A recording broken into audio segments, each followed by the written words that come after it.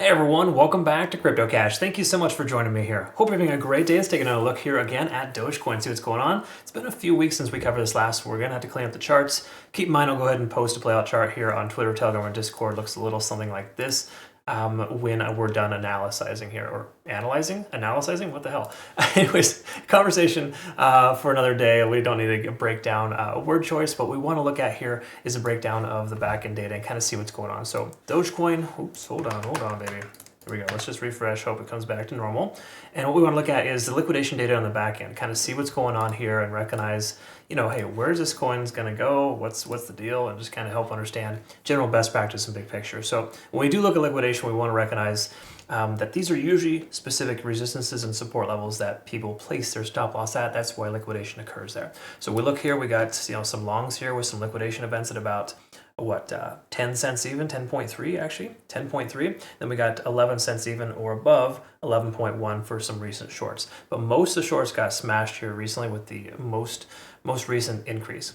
Now again, folks, in the current market right now, when Bitcoin's doing well, stabilizing, going sideways, and altcoins are surging, don't short. It just doesn't make a ton of sense. While you can catch the top, you'll be that total awesome, that badass that posts online how great you are with a 100x leverage trade at the top. You're probably not going to share how many times it took you to get in, right? That's just generally the concept. Why destroy your account just to be what you think is awesome, and other people are just rolling their eyes?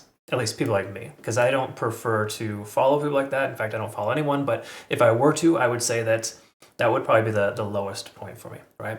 The whole point of me mentioning that is that these liquidation levels here are there for a reason, to help us understand where the price might go next, and with there being a lot more above the price, there's probably more incentive for the price to continue going higher.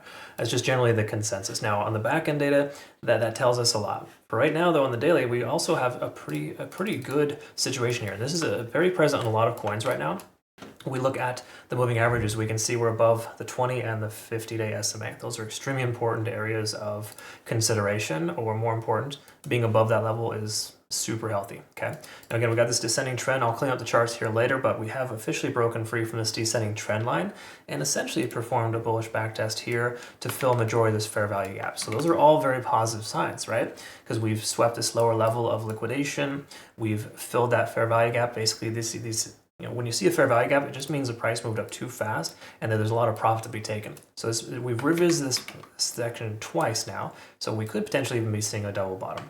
That's totally not the case, but when you hit a support level twice and the price continues up like it has to break through the local high, it's usually a very favorable sign. Let's take a look at the bigger time frames. We can recognize being over 50 on the RSI is super helpful. Stochastic RSI swinging up, money flow index extremely high. That is probably one of the biggest important factors here, because we've seen the last 14 candles, there's been a lot of money flowing into this coin. That implies sustainability at the current price point, if not further up, right? We can also see MACD is still converging.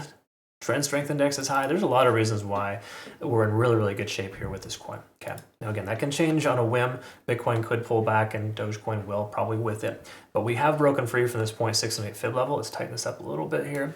Again, I'll send out a new playout chart here soon with the updated coordinates there. But the simple way to understand this is we're over the 0.618 fib level. We're honoring our ascending trend here. We're establishing higher highs and higher lows. And that's extremely important in situations like these, right? So what we want to look at here in this situation here is the moving averages. We're above all four. That's usually a very favorable sign. We can also see a lot of the moving averages running concurrent with this ascending trend. That's essentially a very positive sign too.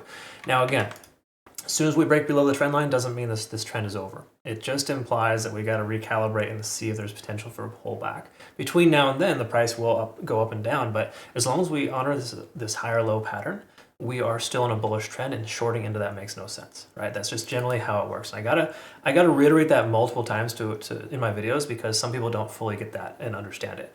If you're ever to trade into anything, I don't care if it's Elliott wave, I don't care if it's simple moving averages, the key takeaway here is that trend lines are the biggest, most important things that you can rely on, and that's why I try to emphasize that. So we're in an ascending trend. We're not in a descending trend. If your Elliott wave theory tells you that your the price could pull back because we're at a tentative high, if everything else is bullish, don't listen to that. That doesn't make a ton of sense, right? Never use one indication as the end all be all. Right? I see a lot of folks, unfortunately, some of them in my community, just strictly using one theory, and that can be very problematic. So again, diversify. It's very important. While it carries some value, it's not the only way to trade.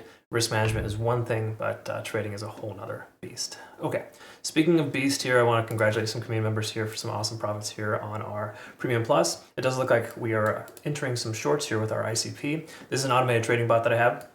XRP, Litecoin, ICP, and Solana have both secured profits from some previous trades here over the weekend. Those were some longs there, essentially. So the overall sentiment here is that majority of indicators are pointing up, right?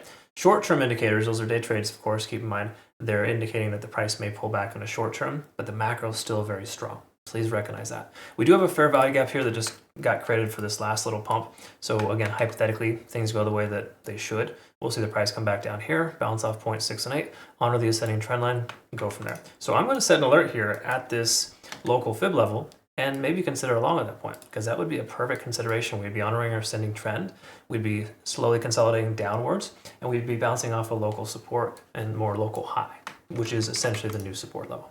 Let's look at let's zoom out a little bit here. Ever since we've been in this range, what is our point of control?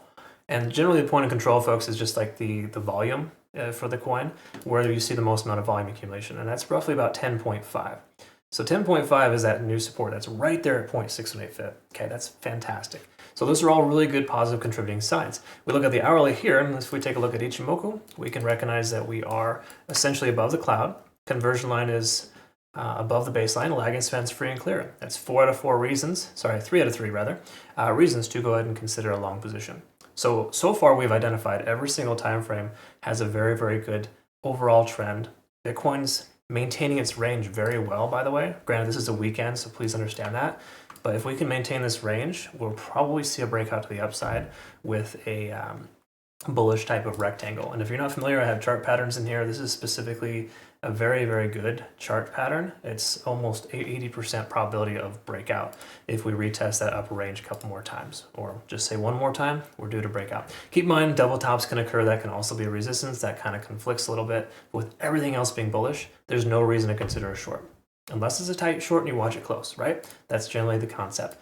So I would speculate that we're going to probably see a slight pullback here from Dogecoin to fill its fair value gap, and that a solid consideration for a long will be 10.6, 10.7. Those are my 2 cents as far as a summary is concerned, but everything else is truly bullish, and there's no reason to consider trading against this coin right now.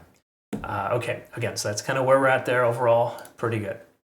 Can't complain. I like it. I want to say thank you again to anyone who's been very supportive of the channel over the last few years. Last couple of days when my channel was down because hackers decided to, troll the channel and essentially have a couple days of freedom borrowing my subscribers.